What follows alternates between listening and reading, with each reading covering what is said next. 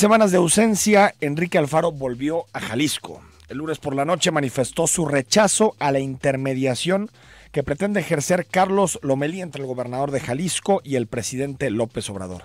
Y este martes, ayer, Alfaro aclaró algunas de sus posturas con respecto a los temas más polémicos de la coyuntura nacional y local.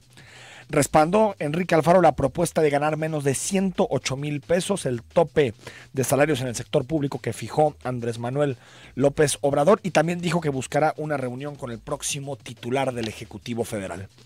De la misma forma señaló que este jueves, mañana, se reunirá con Aristóteles Sandoval y ahí definirán si la reforma que le dará sustento legal a la Fiscalía Autónoma se procesa en la actual legislatura o se patea el balón a noviembre, que toma protesta el siguiente pleno del Congreso.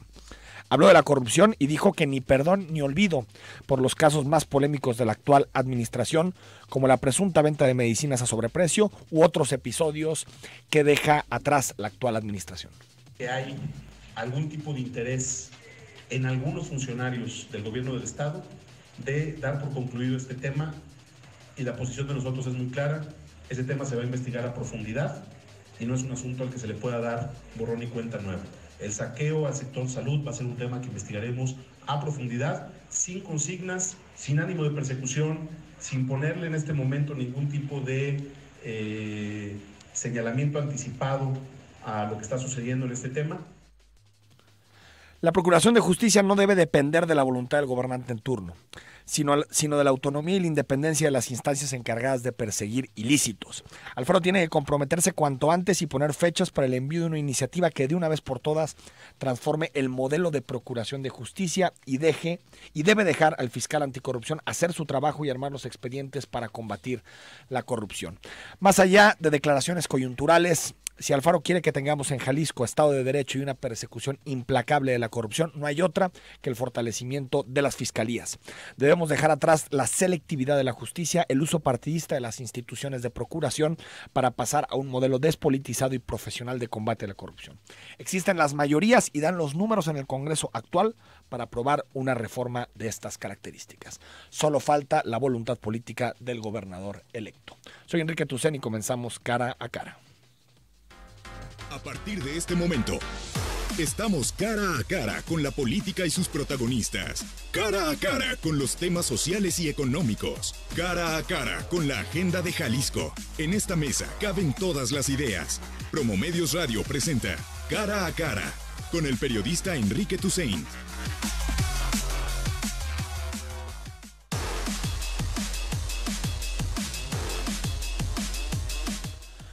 9:07 a.m. Te recuerdo que nuestro WhatsApp está abierto y a tu disposición, 33 18 80 76 41. Muchos temas para analizar esta mañana. Más adelante, en unos minutos, está con nosotros Miguel Ángel Martínez Espinosa, quien fue candidato a la gubernatura del Partido Acción Nacional, con el que vamos a analizar la coyuntura y lo que deja la elección para el partido que gobernó 18 años Jalisco. Augusto Chacón, ¿cómo estás? ¿Cómo estás, Enrique? Buenos días, un gusto estar aquí. Buenos días a todas, a todos. Bueno, menos mal que ayer, Augusto, el accidente en Durango, el accidente aéreo, no tuvo consecuencias graves. Sí, afortunadamente no pasó nada grave. Tampoco hemos sabido gran cosa. Lo que sí parece que hay consenso es que el piloto se vio muy hábil y que eso evitó un desastre mayor. Hace mucho que en México no sucede, menos a una aerolínea grande, la más importante del país, un accidente de este tipo. Será interesante ver qué sucede. También se ha dicho de condiciones climáticas, un ventarrón inusitado y en el peor momento. Sí. En fin, ya se sabrá, pero sí, qué bueno que no pasó nada. Los cuerpos de seguridad reaccionaron bien, el piloto sin duda reaccionó bien y ojalá se reparen pronto los daños en las personas que están heridas. Sí, y va a comenzar la reconstrucción total de lo que pasó. Sí. Le tocará a los técnicos, a los peritos, saber exactamente qué sucedió, recrear la historia y, por supuesto, primero, asignar responsabilidades y, segundo, pues que no vuelva a suceder, evitar que en el futuro se repitan este tipo de casos. Y sí, si hacemos un recuento de los 8 accidentes más importantes que han existido en el sector aéreo en México, nos vamos a dar cuenta que prácticamente todos tuvieron víctimas fatales, desde aquel de 1969, vuelo 704 de Mexicana de Aviación, 79 muertos. Se estrelló en el Pico del Fraile a 20 kilómetros de Monterrey. Vuelo 2605, Western Airlines también, murieron 72 personas con destino a la Ciudad de México desde Los Ángeles, Aeroméxico en 1981. El que seguramente recordamos con más claridad, o al menos yo, Augusto, el 9 de noviembre del 99, el vuelo de Taesa, sí, que claro, despegó de Tijuana con destino a la Ciudad de México y escalas en Guadalajara y Uruapan, y también cayó con 18 personas que murieron, que estaban a bordo, es decir, aquí, más allá del susto que se llevaron los más de 100 pasajeros que había, pues hay heridos, no de gravedad, y ninguna muerte que lamentar. Sí, afortunadamente. Esperemos los resultados para que, como dices, no se vuelva a repetir. ¿Cómo ves, Augusto, el affair Bartlett? Dice ayer dijo Manuel Bartlett, después de ser nombrado en la Comisión Federal de Electricidad, dijo que las críticas hacia mí son estúpidas, así las calificó. Y dijo, es normal, las críticas y las descalificaciones se hacen porque mi proyecto en el tema energético puede afectar a grandes intereses. Bueno, sin duda el calificativo que pone para las críticas lo descalifica sobre todo a él. Tiene antecedentes suficientes para que las críticas sean lo que hemos leído y oído y mucho más. Sin embargo, habrá que darle al régimen entrante el beneficio de la duda y tratando de ver alguna razón por la que Andrés Manuel López Obrador consuma su capital político defendiendo a un político que ha estado puesto en el abismo durante tantos años, quizá por la edad de Manuel Bartlett, quizá porque conoce los entresijos del sistema como muy pocos, inclusive los ha manipulado, está como para jugarse lo que hay que jugarse si quieren reparar a la Comisión Federal de Electricidad, con todo lo que implica para el país, con todo lo estratégico que es, alguien que ya no tiene nada que perder, alguien de quien ya se ha dicho todo, quizás se arriesgue a hacer los cambios y modificar la manera de hacer de la comisión, como pocos otros con un proyecto político de más largo plazo se animarían, pensando en algo bueno que pudiéramos ver en este nombramiento. Por lo demás, sí luce inexplicable que a 4 meses de tomar posesión ya se esté consumiendo el presidente. Tal vez dice mejor casi ahorita electo. Que en diciembre, ¿no? Tal vez, no sé. Puede ser. Que ese fuese el razonamiento de López Obrador. Puede ser, sí, que pase lo más rápido posible. El vocerío en una semana y entonces las cosas se asienten y él recupera a partir de su presencia en medios ese capital que por lo pronto tiene empeñado. Lo que sí le convendría a Manuel Bartlett es guardar silencio, asumir que las críticas tienen fundamento y no agredir. Es que en cualquier país medianamente democrático y civilizado esto no puede pasar. Que alguien que es responsable de un fraude electoral, que es copartícipe de un fraude electoral, 30 años después pueda asumir las responsabilidades en materia de electricidad de todo un país. Sí, eso completamente de acuerdo, y más en un país en el que todos estamos de acuerdo en que uno de nuestros problemas centrales es la impunidad. Y Manuel Bartlett ha concurrido con una buena dosis de impunidad a cada uno de los puestos que ha ido ocupando luego de 1988. Yo creo que premia la lealtad, Andrés Manuel. Sí, que en los momentos más duros después de 2006 a la fecha, Bartlett nunca dejó de estar a su costado en el enfrentamiento con el PRD, lo que significó la derrota de 2012. Creo que es lo que está premiando la lealtad, porque dicen, es que comparte la política energética del presidente. Hay cientos de personas que comparten la política energética del presidente y que no tienen un fraude y muy a cuestas. Capacitados. Y muy capacitados. Técnicos de la UNAM que se forman en nacionalismo energético y no necesariamente, Augusto, tienen un pasado de haber hecho que un sistema se cayera, ¿no? Sí, de acuerdo, y esa es una señal negativa de parte de Andrés Manuel López Obrador. Si por encima de todas las consideraciones va a estar colocando las lealtades, entonces podemos caer en necedades que le hagan mucho daño no solo a su proyecto de gobierno, sino al país. Porque fíjate, en el caso del equipo económico se rodeó de externos que le han dado credibilidad. Y en el caso de la política energética son puros perfiles de partido. Bartlett, Rocional, Oropesa, son perfiles de partido. Sí. Ahí está tal vez la parte más dura del proyecto López Obradorista, en la parte energética, ¿no? Sí, de acuerdo, completamente de acuerdo, y sigue tomando decisiones, por un lado sí parecen muy prácticas y muy buenas para un proyecto de gobierno, y por otro lado eminentemente políticas, desde las coordinaciones hasta Manuel Bartlett y los personajes que ya mencionabas. Así que Yo creo que hay que darle todavía el espacio, no hacer futurismo, sino a partir de los hechos y esperar a los efectos de esos hechos. Pero si da resultados, eso no quita su pasado. No. Ese sí no es borrón y cuenta nueva. Hablábamos de impunidad y no es posible que él se vuelva bueno a partir de sus hechos cuando tiene muchas cuentas que presentar respecto al tránsito de este país los últimos 40 años. Lo digo porque la primera iniciativa para la Comisión Federal de Electricidad es borrón y cuenta nueva, que no es del pasado de Manuel Bartlett, sino de los morosos de la Comisión Federal de Electricidad. 46 mil millones de pesos tiene en pasivos con cuentas la Comisión Federal de Electricidad y todavía no sabemos con claridad los alcances del proyecto de borrón y cuenta nueva, pero yo estaré de acuerdo en condonar deudas a familias de escasos recursos, en pobreza, que tienen muchas dificultades para enfrentar la factura de la luz. De acuerdo. Pero pensar a grandes intereses, a familias ricas, borrarles la deuda, no me parece que sea lo correcto. No, por supuesto, eso no lo podemos permitir, sí. Hay mucha gente, desde los diablitos hasta quien simplemente voltea su medidor porque no tiene dinero, porque no le alcanza y porque es un hecho que la electricidad ha venido haciéndose cada vez más cara. Sí. Y el servicio sigue siendo muy regular. Sí, pero así de plumazo todos. De plumazo todo por limpiar estados de resultados y balances financieros, me parece que no es lo correcto y quizá por tener algunas lealtades adquiridas merced a esto.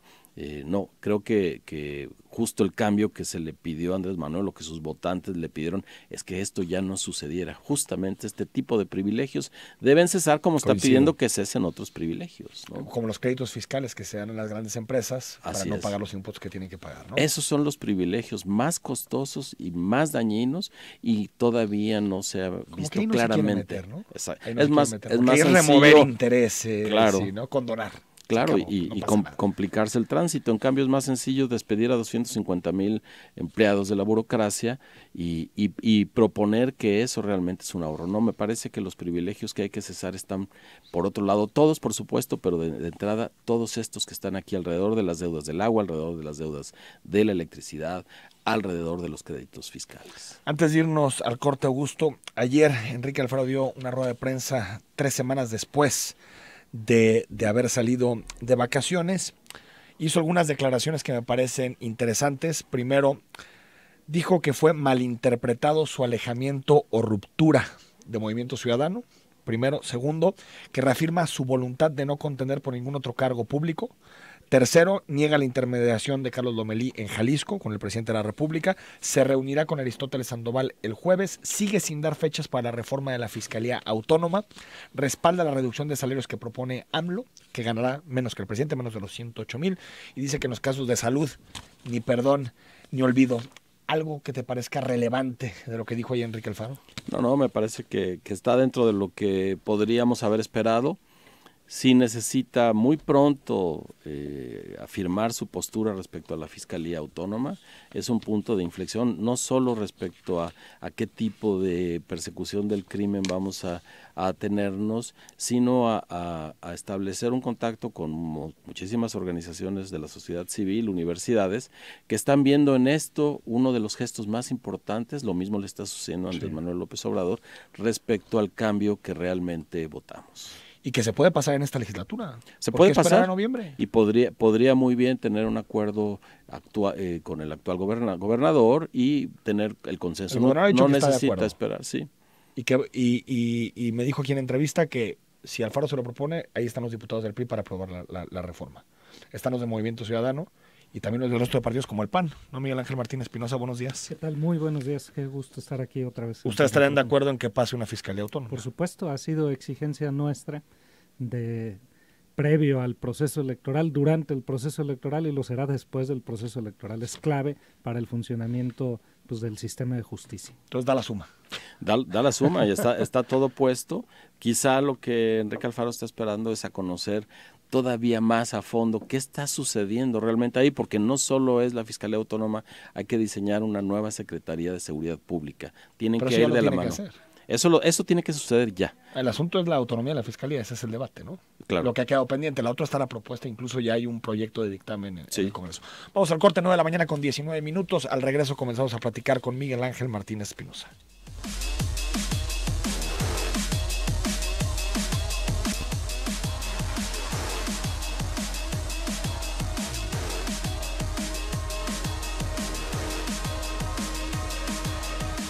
De la mañana con 22 minutos. Escuchamos el contexto con el que sale el PAN después de las elecciones del 1 de julio de 2018. Con discusiones, sin liderazgo, entre divisiones y derrotas, el Partido Acción Nacional llega a la renovación de su dirigencia nacional. Las acciones del ex candidato presidencial Ricardo Anaya han sido leídas como las causas de una ruptura. La de 2018 es para el PAN la peor elección en 30 años, según el analista Diego Petersen. En parte es porque tienen menos espacios en las cámaras de diputados y senadores que en 1994 y una crisis de identidad profunda. Petersen cita en su columna que, tomando en cuenta que la coalición por México al frente, conformada por el PAN, PRD y MC, obtuvo un aproximado de 24 millones de votos para senadores o diputados en Jalisco, mientras que el candidato del PAN a la presidencia se quedó en 18 millones, podemos deducir que 1 de cada 6 votos por López Obrador salió de la coalición por México al frente en el estado. En Jalisco, el PAN obtuvo apenas el 11% de la votación para gobernador y ganó en solitario apenas 13 de las 125 alcaldías. En coalición con MC y PRD, ganó otras 45. A pesar de que la descomposición del PAN no es nueva y en Jalisco ha sido evidente desde que perdieron el gobierno del estado, el presidente estatal del partido, Freddy Medina, consideró que el proceso electoral 2018 fue positivo para la causa blanquiazul. De cara al futuro, solo queda claro que los miembros del partido necesitarán reconciliarse, recuperar la vida democrática interna, encontrar coincidencias en un líder que pueda aglutinar a sus miembros y simpatizantes y retomar su ideología de forma clara. A sus casi 80 años, ¿tiene el PAN posibilidad de reinventarse? Para los panistas se vuelve fundamental preguntarse quién es el PAN, dónde está y cómo debe actuar para volver a conseguir la confianza de la gente.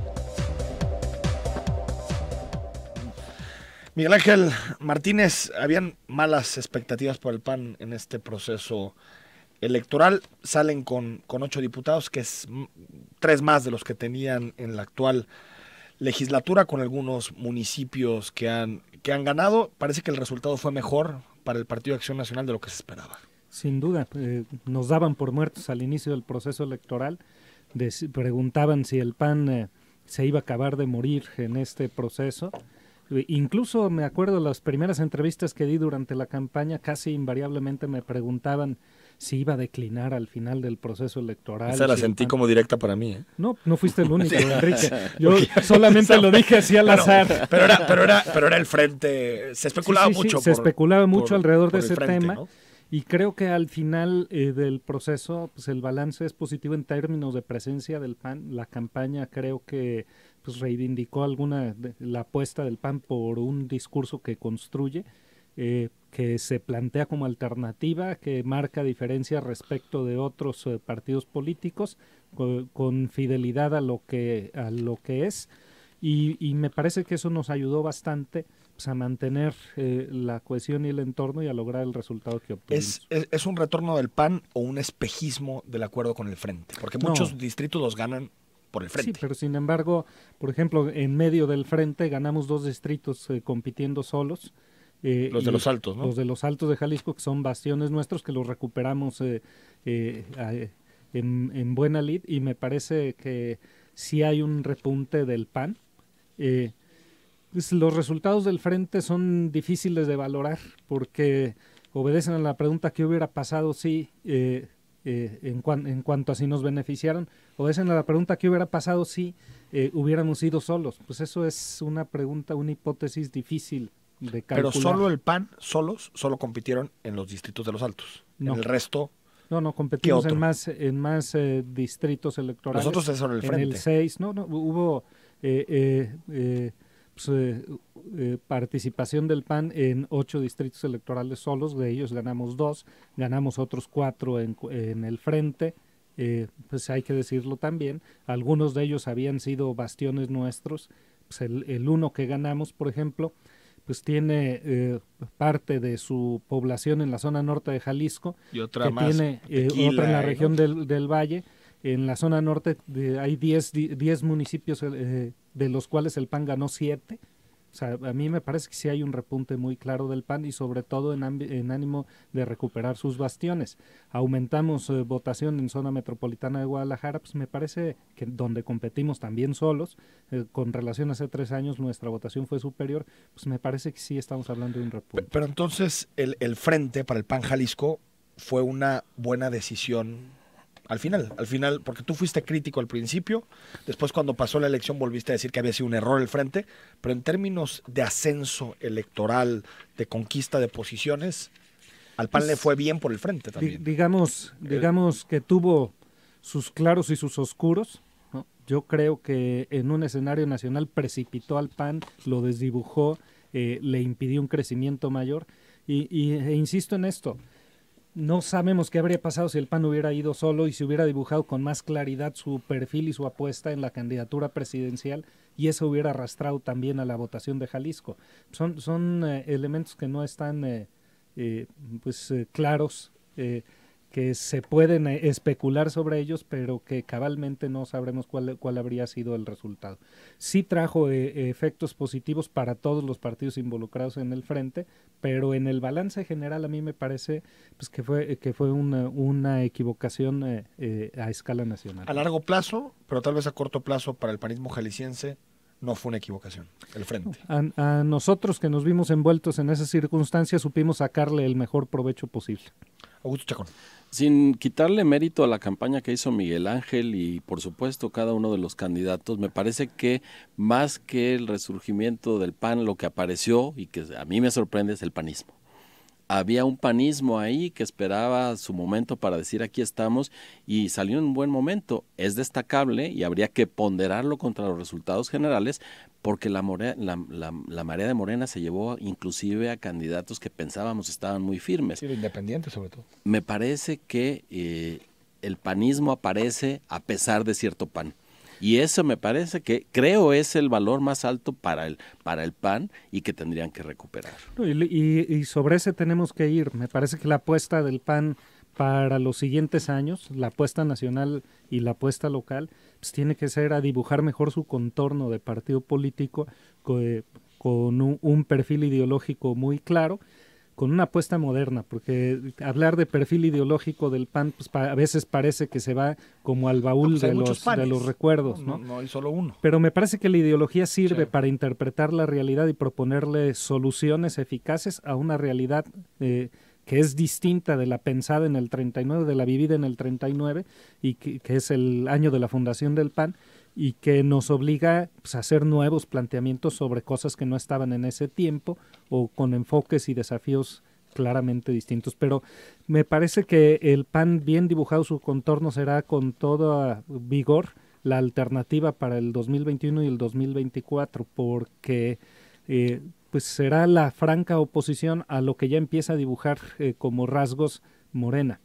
Es decir, insistir en la demagogia, insistir en el populismo, pero sobre todo insistir o tratar de replicar el modelo autoritario del PRI, que eso es lo que me parece más riesgoso para la vida del país. Esta intención de nombrar jefes políticos que no se veían en el país desde la época de Porfirio Díaz, pues me parece que es un intento por controlar y por coartar controlar a los gobernadores y coartar el federalismo. ¿No? A mí me parece que en el ámbito del Estado tiene que haber diálogo y tiene que haber construcción y cada uno tiene que plantarse desde lo que es y desde lo que piensa, pero me parece que el intento de avasallar a los poderes estatales por parte de la Federación es indebido. ¿Notaste que Enrique Alfaro hizo campaña por Ricardo Anaya? No, claramente no la hizo. O sea, lo recibió en las ocasiones que le pidió venir, pero jamás pidió el voto por Ricardo Anaya. Creo que en ese sentido incumplió el compromiso que había hecho al inscribirse dentro del frente. Y lo vimos incluso escondiéndose en alguna rueda de prensa para que no fuera notoria su presencia, como si eso fuera posible. Pero ¿eso fractura la relación al inicio del gobierno entre la gubernatura de Enrique Alfaro, que empieza el 5 de diciembre, y Acción Nacional? ¿Fractura el que haya pasado esto en la campaña? No, de ninguna manera. Pues es un tiempo nuevo, Una cosa es el episodio electoral y otra cosa es el deseo del PAN por construir el bien común en la medida de sus posibilidades como partido que está en situación de ser oposición y que aspira a gobernar. No lastima la relación, pues esa tendrá sus bemoles durante los años venideros, pero sin duda el PAN estará afirmando su presencia y su personalidad sin pues ningún resquicio, digamos, de revancha, ningún agravio. Pues esos se sepultaron con el proceso electoral y vamos a la construcción de lo que sigue. Vamos al corte, estamos dialogando esta mañana con Miguel Ángel Martínez Espinosa.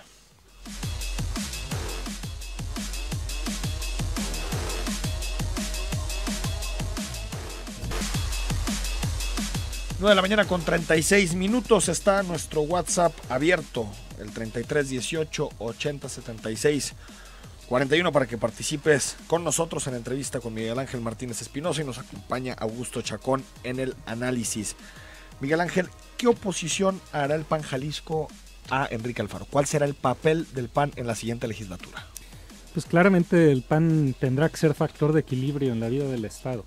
Pues me parece que en medio de esa tormenta que se avecina por la confrontación entre Federación y Estado, el PAN tiene que jugar un papel pues, que ayude a conducir hacia el bien común la política del Estado. Y ese conducir hacia el bien común a veces significará oponerse férreamente a cosas que no estén bien, y a veces significará proponer, y a veces significará respaldar algunas decisiones, vengan de donde vengan.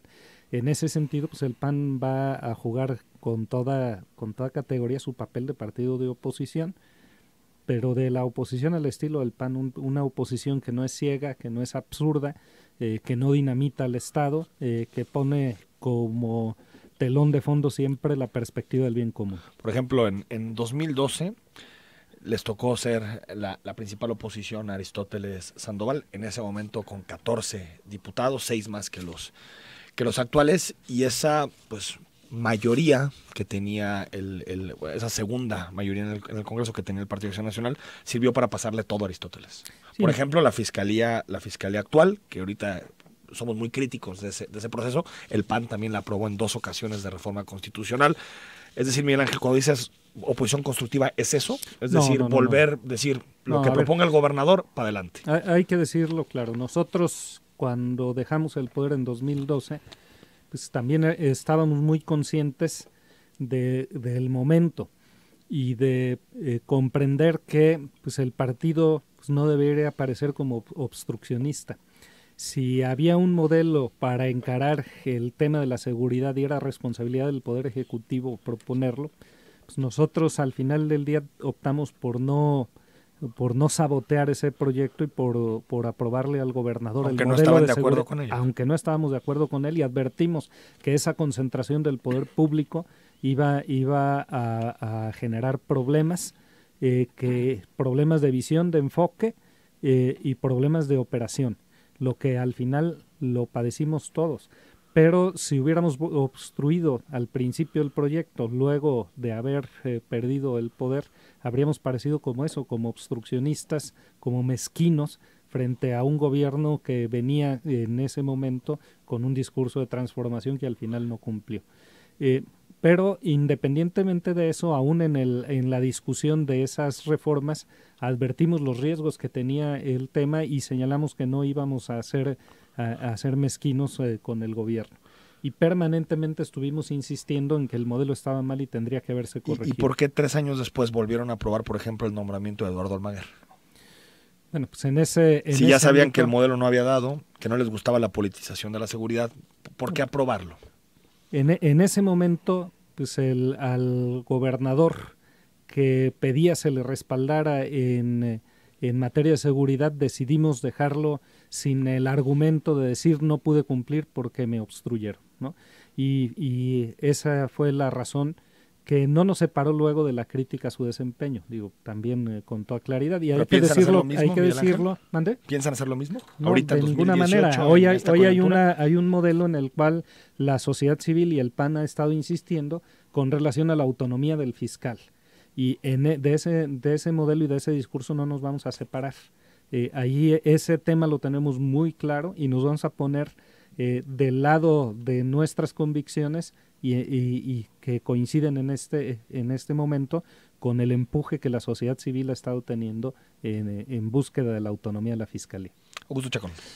Sin duda, el gran mensaje, si hemos de obtener mensajes de lo que de la elección, es el cambio, tanto en Jalisco como a escala federal. Pero lo que nos toca ahora es interpretar de qué dimensión es ese cambio, si solo compete a quienes triunfaron en el sentido deportivo de las elecciones que tanto nos gusta, o en realidad hacemos caso a los electores y decimos todos tenemos que cambiar. Por supuesto la oposición, inclusive nosotros desde el análisis que hacemos, buscar otras herramientas para mirar la realidad y proponérsela a la gente. Pero en el caso de la oposición y el asunto de seguridad viene muy al punto, había dos espacios para la oposición, o ser entreguista o ser permanentemente contrapunto del gobernante para no dejarlo hacer cosas. Me parece que en ese cambio que ahora se perfila, la oposición debe jugar un punto central, sí, a la autonomía. Yo estoy a favor de la autonomía de la Fiscalía, pero no la pensemos como el fin del debate. ¿Es ese medio el que nos va a llevar a la seguridad que necesitamos? Es ahí donde la oposición, más allá de oponerse o de entregarle al gobernador un fiat para que él resuelva, debe dar el debate en la tribuna, decir, esta autonomía va a abonar a la seguridad, van a bajar los homicidios dolosos, van a bajar los homicidios, los robos, etcétera. Esa es la diferencia que tenemos que plantear ahora. Sí, sin duda, y desde ahora puedo decir, es necesaria, pero no es suficiente. Sí. O sea, hay que hacer otros cambios y hay que calar más hondo en temas. Por ejemplo, si hablamos del sistema estatal anticorrupción, aunque tiene como condición tener un fiscal autónomo, eso no es garantía de que el sistema vaya a tener eficacia. Necesita además todo un andamiaje que parte, por ejemplo, de un nuevo diseño de los tipos penales que están contenidos en el Código Penal y de herramientas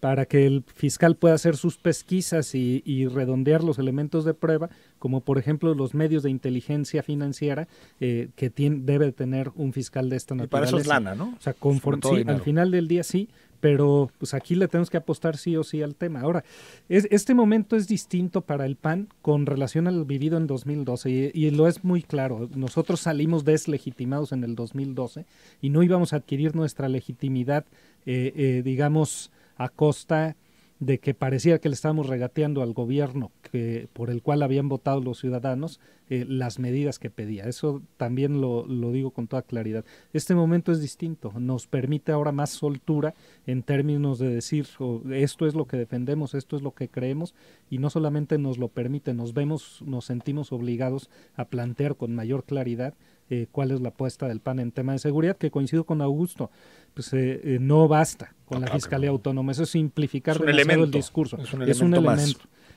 Habría que incidir en muchísimas Pero, por ejemplo, otras cosas. En la corrupción es un elemento clave. No tanto tal vez en los debates penales, civiles, lo que tiene que ver con otras ramas de la delincuencia, pero en el caso de la corrupción, pues sí, porque los gobernantes de turno tienen el incentivo a utilizar la fiscalía para proteger a sus cuates. O para castigar, a sus adversarios, que también le tocó al PAN en este sexenio. Por supuesto. Es decir, creo que ahí sí es un punto clave para combatir la corrupción. Imprescindible, es necesaria, es indispensable, pero insisto, no será suficiente. Hiciste, Miguel Ángel Martínez, acusaciones fuertes contra Carlos Lomelí en campaña. ¿Las mantienes, esas acusaciones? Ahí están presentadas ante la Procuraduría General de la República, pues que sea la Procuraduría la que resuelva. Pero mantienes esas acusaciones, ¿te parece que es un perfil corrupto? Pues es un perfil que tiene oscuridad en el origen de su fortuna y que pues esta ya ha sido investigada varias veces y nosotros, a partir de elementos que aparecieron durante la campaña, presentamos nuevos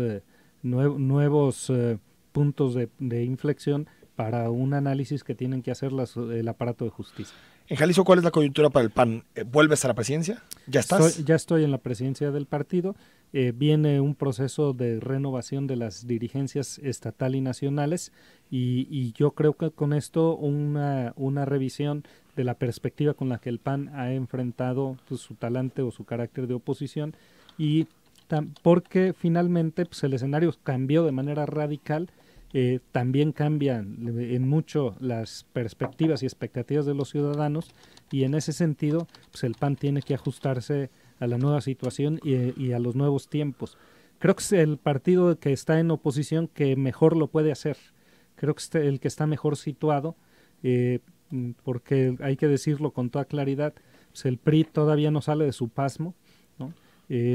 No sé si se pueda recuperar de este golpe que les da el resultado electoral, que les da la comunidad al retirarles el apoyo, y no sé si los cambios cosméticos que han anunciado, cambiar de nombre, etcétera, pues les sirvan para un partido que probablemente no tenga perspectivas de sobrevivencia. El PR tiene que ser un replanteamiento muy claro de lo que es, y si no lo es capaz de hacerlo, no va a sobrevivir el paso del tiempo. El PAN está situado en el polo opuesto, digamos, en el espectro ideológico con relación a Morena, y creo que es el partido que con más claridad, que con más facilidad puede salir de su dinámica interna y con más claridad puede plantearse ser oposición ante este régimen. ¿En Jalisco cuánto tiempo te queda al frente de la dirigencia? Antes de que termine el año, habré de terminar mi periodo. ¿Y vas a buscar reelegirte? No sé, es un tema que tengo que medir bien. Pues tengo que saber primero pues, si eso está en el ánimo de los militantes del PAN. Va a ser abierto. Sí, van a ser los militantes abierto, a votar. Por supuesto. Y yo no voy a ir a un proceso electoral interno en un partido donde los militantes eventualmente no me querrían. Pero si hay respaldo, si hay apoyo, pues tendría que, lo meditaría muy bien con o hazle como Anaya, candidato único.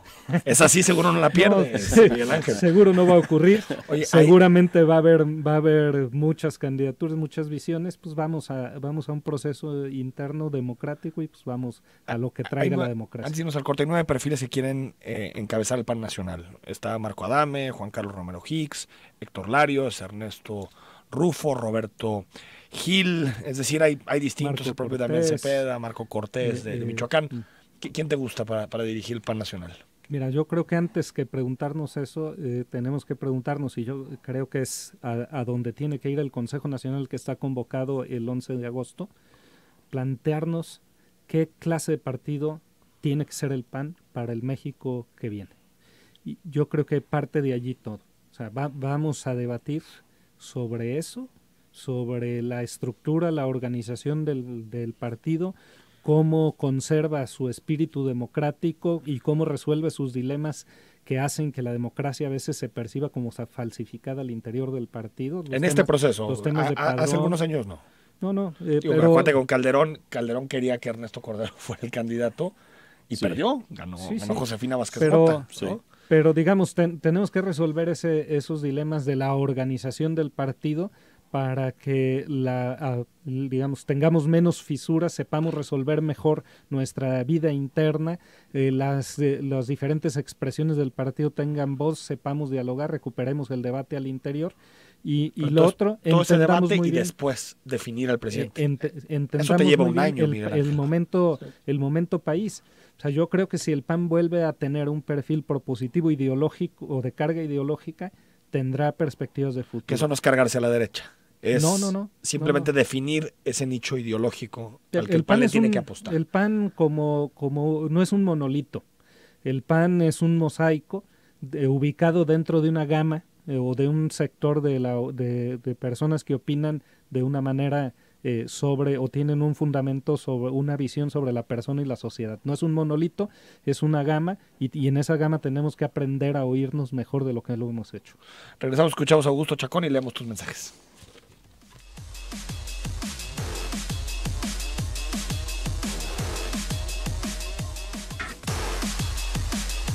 (9:51 a.m) con 51 minutos. Estamos en conversación con Miguel Ángel Martínez Espinosa y nos acompaña Augusto Chacón en el análisis. Augusto, dejamos el debate sobre la ideología del PAN y hacia dónde se debe mover el Partido de Acción Nacional.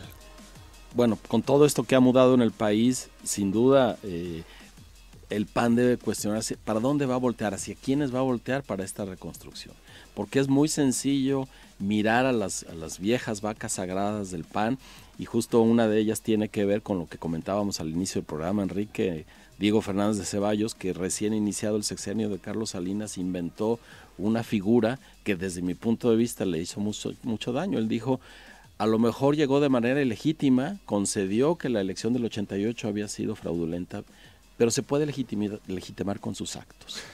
Yo me acuerdo que en el espacio público que yo tenía en ese tiempo dije, ¿cómo es posible? O sea, si es ilegítimo, se queda ilegítimo. Claro, y los actos ya no puede el PAN voltear a ideólogos que en realidad son pragmáticos y que les gusta el poder, pero ¿dónde están esos referentes jóvenes que estén mirando al país entero, que ya no vean el conservadurismo que todavía aparece de cuando en cuando la sociedad está demandando otro tipo de diálogo?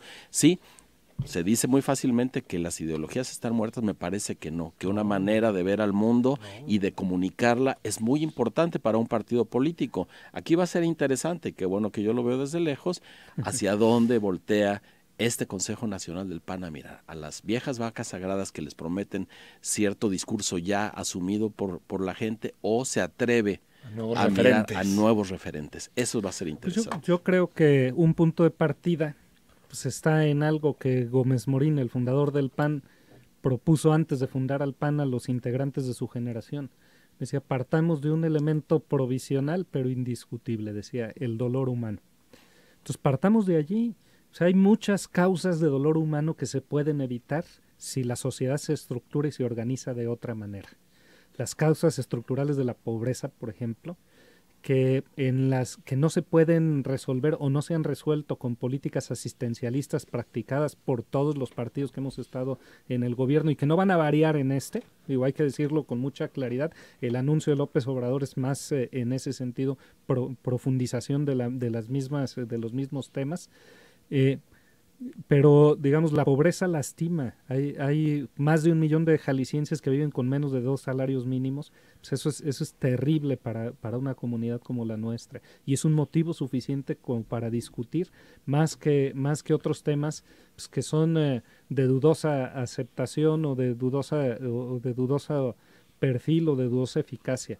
Los temas que tienen que ver con la justicia, el derecho, la aplicación de la ley, la seguridad pública, son razón suficiente para proponer alternativas viables que construyan patria en el mejor sentido de la expresión. La definición de si queremos una recentralización del poder o queremos auténtico federalismo, y hay que decirlo claro, un federalismo con pesos y contrapesos que permita o evite que los Moreiras y que los otros personajazos de la vida política nacional se enseñoríen en sus haciendas grandotas y dominen antidemocráticamente sobre una población. Pues esto también necesita de controles, un nuevo diseño del... Es que a veces el debate ideológico parece que está circunscrito a 3 temas morales que dividen y va más allá. Por supuesto, pero yo creo que va mucho más allá, y hay mucha tela donde cortar y hay mucho de qué hablar en el país más allá de esos elementos. Y una vez que resolvamos esto, si quieren discutimos sobre lo demás, pero me parece que la agenda tiene que ser mucho más ambiciosa y calar mucho más hondo. Y aparte lo demás está llegando desde los tribunales y la Suprema Corte, y ahí va a quedar mucho el debate, ¿no? Sí. Sobre estos temas. Pues sí, matrimonio igualitario. Vayamos a ese elemento provisional de cohesión que es apuesta Gómez Moriniana. Y eso simplemente pues me da pie para decir, sí se puede conciliar la apuesta ideológica original del PAN con un nuevo enfoque mirando a esta realidad que tiene sus propias complejidades. Nos dicen Ernesto Pardo, para los invitados, Enrique Toussaint, tal vez Bartlett tiene un perfil político impresionante, pero explíquenme cuál es su experiencia técnica para que pueda estar al frente de la Comisión Federal. Le dijimos que ninguna. No, sabemos que se le caen los sistemas de pronto. Ahora con que no se caiga la luz. Exactamente. ¿No? Y nos dice, yo creo, lo comentamos al principio del programa, Augusto, es un pago de lealtad el de Andrés Manuel, porque decían que porque coincide ideológicamente con el presidente, pero decíamos que hay cientos de perfiles que coinciden ideológicamente con el presidente y que no tienen esa carga negativa detrás. Pero además hay que decirlo, detrás de ese tipo de decisiones pues está el interés que yo percibo en Andrés Manuel de restablecer los viejos controles del antiguo régimen. Un sistema de partido hegemónico con otro color y con otro... Eso votó la gente. Sí, de acuerdo, pero votó la indignación de la gente. Bueno, las causas son muchas. Sí, ¿no? Las causas yo no son juzgaría muchas, por qué la gente vota, pero la gente no votó por una regresión autoritaria disfrazada de otra cosa. No creo que haya votado por eso. Eso sí que me parece que es riesgoso, y a eso sí nos habremos. Pero para de eso está la poner oposición, los medios de comunicación, la sociedad civil. Una sociedad que es distinta. Para evitar Una que sociedad existan que es tentaciones distinta. autoritarias. Así ¿no? es. Nos dicen que es unacceptable, insulting, que no está apareciendo Ricardo Anaya. Pues, se tomó vacaciones. Sin embargo, si hubiera aparecido, habrían dicho exactamente lo mismo. Es difícil. Insultante e inaceptable que se atreva a aparecer, diría. Sí, va, que le deje su espacio a Andrés Manuel. Pablo Arturo, buenos días, no entiendo. ¿Oposición al Faro? Preguntaste. Dice Martínez, ¿el PAN va a jugar su papel? Todos vimos que los partidos sí jugaron un ejemplo. La administración municipal de Petersen no la dejaron trabajar ni trabajaron. Ya no estamos ni para esos conceptos ocupados con ambigüedad ni para esos juegos trasnochados sobre el caso de la oposición. Ya tendremos ocasión de desmentirlo con nuestras posturas y con nuestros hechos. Nos dice Enrique, y el secretario de gobierno de Jalisco, pues ahí está, ¿no? Hasta donde sabemos, pero si quieres especifícanos, Hugo Mena, ¿a qué te refieres? Nos piden que sea anónimo. ¿Van a expulsar a los panistas que se han ido a MC o a Morena? Pues yo creo que va a haber procesos, no va a haber una carnicería, pero sí va a haber procesos de exclusión de muchos casos. No purgas. Para no volver al pasado. Pues eso no se resuelve a hachazos, sino se resuelve con bisturí, digamos. Claro. Nos dice Adán de la Cruz, muy buen día a tus invitados, Enrique, saludos a todos, al señor Miguel Ángel Martínez. Usted sería también en efecto un buen gobernador, pero irrumpió de manera positiva Enrique Alfaro. De hecho, yo me considero panista, pero cambiaron su ideología y su lealtad a sus principios y estatutos. Se creó una gran confusión y el que le fue mejor con eso fue Enrique Alfaro por sus resultados. Sin duda. Gracias a Adriana León por lo que nos dicen. Ahorita pasamos tu comentario. Osvaldo Caldera. Excelente día, Enrique y compañía. Te comento que discrepo rotundamente con el borrón y cuenta nueva para quien se roba la electricidad. Bueno, lo que decíamos, Augusto, claro, al principio es que creíamos que a las familias que tienen escasos recursos y pobreza podría intentarse condonar pero deuda, no más. pero no a los grandes intereses. Yo coincido contigo. Alejandro Camarena, que también nos hace algunas denuncias relacionadas con los semáforos de la metrópoli. Miguel Ángel, gracias por haber estado con nosotros. Gracias por acompañarnos. Enrique, muchas gracias. Augusto, como cada miércoles. Como cada miércoles, un gusto, Enrique, Miguel Ángel, un privilegio compartir la mesa. Nos vamos, mañana está con nosotros Pedro Kumamoto para platicar de su regreso al Congreso y que haga un balance de lo que fue el proceso electoral. Hasta mañana.